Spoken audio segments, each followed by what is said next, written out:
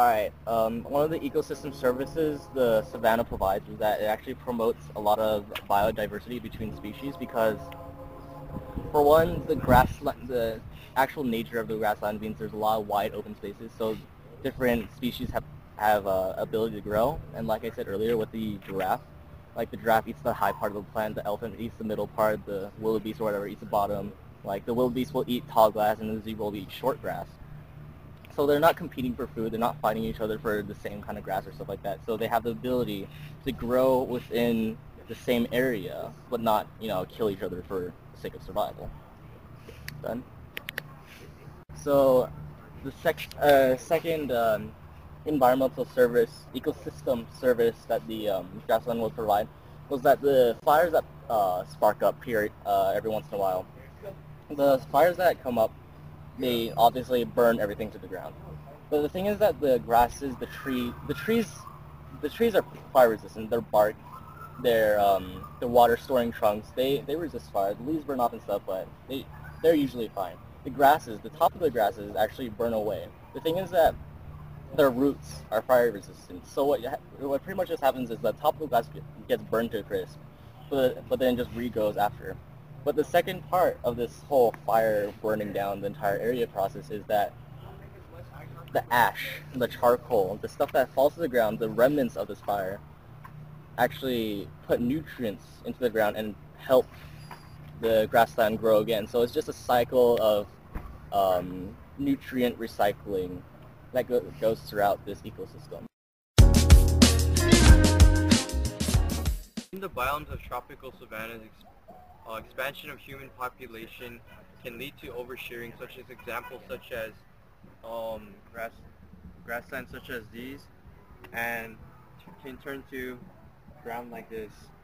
Also, some other examples of human alteration would be overgrazing, in which a large amount of animals overgraze the land, and with their feet they stomp on the ground, which can lead to ground such as this, and when the sun shines on it there can be no other vegetation. Another example of human alteration would be poaching, and in poaching, poachers shoot at animals or hunt down animals for their skin, meats, what else? Their skin, meats, and such things as ivory in elephants. Alright, just a final quick recap on the human interaction with the biome. We already went over poaching, so hunters from various areas will come into the ecosystem and kill animals for different reasons. One of the more prevalent animals being poached is the rhino. The rhinos are currently, pretty much all of the different species of rhinos are endangered right now because of poaching. The reason they're being poached is that they kill the animal, they cut off their horn.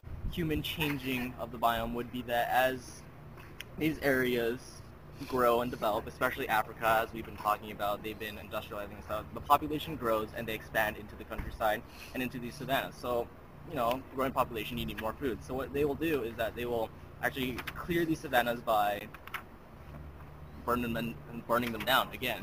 They'll clear these savannas and then they'll put in crops. So, but then again, monocultures, wheat, they destroy any sort of biodiversity in this ecosystem that was here before, and they just plant in wheat, corn, stuff like that. And then we've been talking about how the soil isn't nutrient rich at all. So what happened is that the corn, wheat will survive for 2 growing seasons.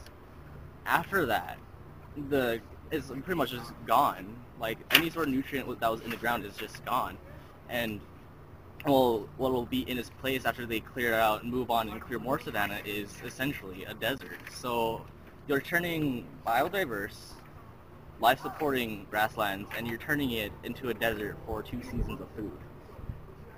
Alright, so that was the Savanna biome presented to you within, 8 minutes. So I was Andrew, I was talking head. This is John, and that was... And I'm Chris. I know you didn't see much in the video, but trust me, they actually did their part. If they did the research, I just kind of turned it into presentable words. Trust me, they actually